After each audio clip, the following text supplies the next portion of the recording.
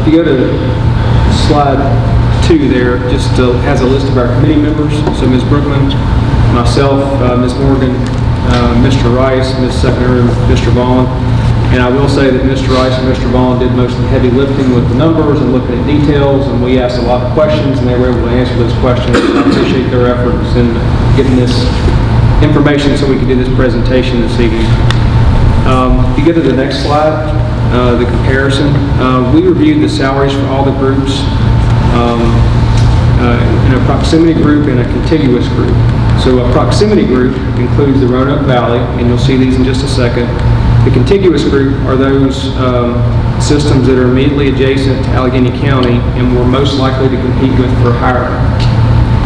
If you go to the next slide, the proximity group, you can see all those are listed from Bath County, Botetourt, Buena Vista, Rockbridge, Salem City. We even have Greenbrier County in there as well because they're close to us. And if you look at the contiguous group, basically it takes out the Roanoke Valley schools and just lists a smaller group there. We felt like this group was more in line with what we need to look at from a salary perspective.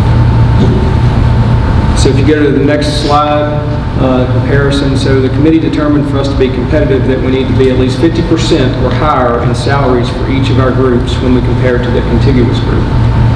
So the next slide is going to show the salary groupings that were below 50% from this benchmark.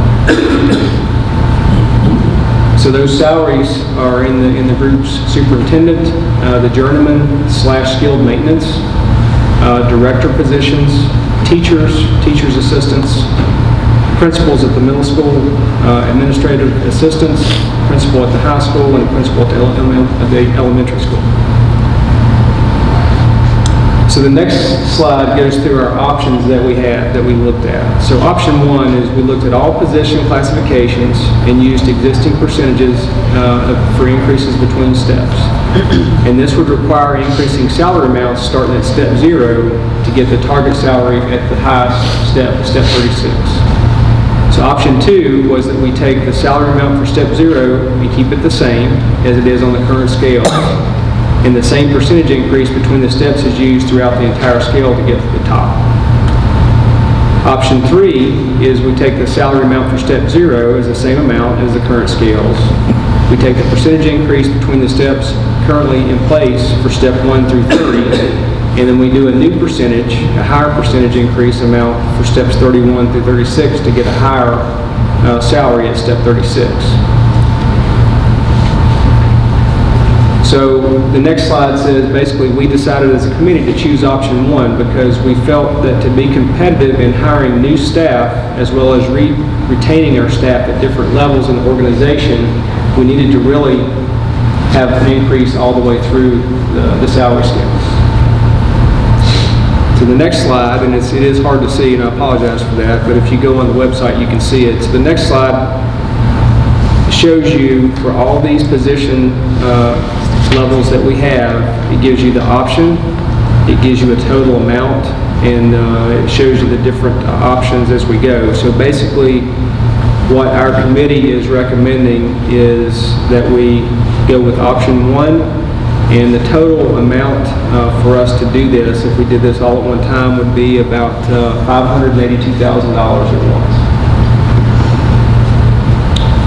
Mr. Blaine? Yes. There's a group here I was going to ask about cafeteria workers. I didn't see this on the list.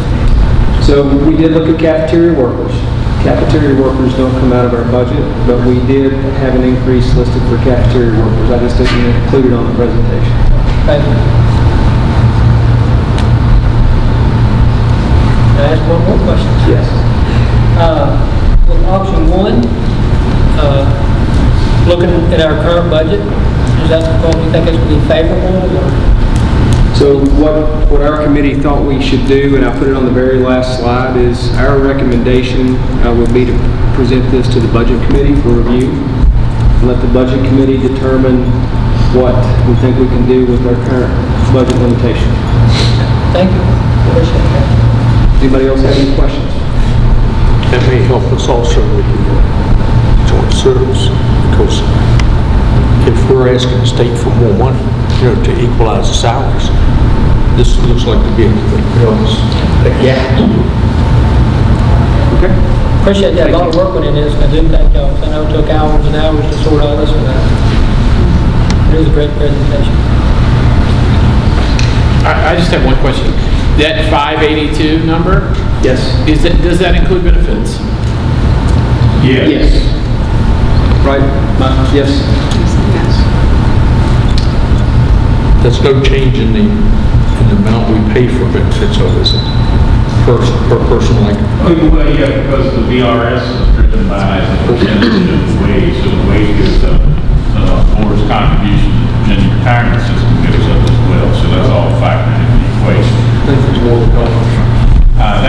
Since that's not impacted by salary increase, health insurance is not part of that. It is what it is already, so. I started to put together a slide that showed all the different pieces of spreadsheets Mr. Rice put together. It's amazing that he took basically every individual we have in the system and applied this to them to see what the cost would be. So he's got it down to the dollar. So appreciate the effort there.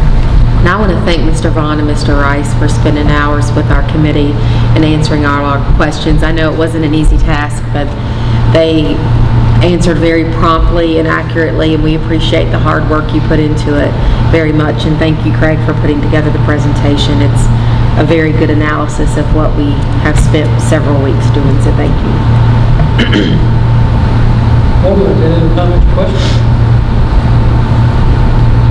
And then, thank you, we appreciate all the hard work of everybody on the whole school board that's on all these committees, because I know you're doing a lot, it's really appreciated. It's nice to sit back and just watch all the numbers come out. Life is easy when we do that, so I do appreciate it.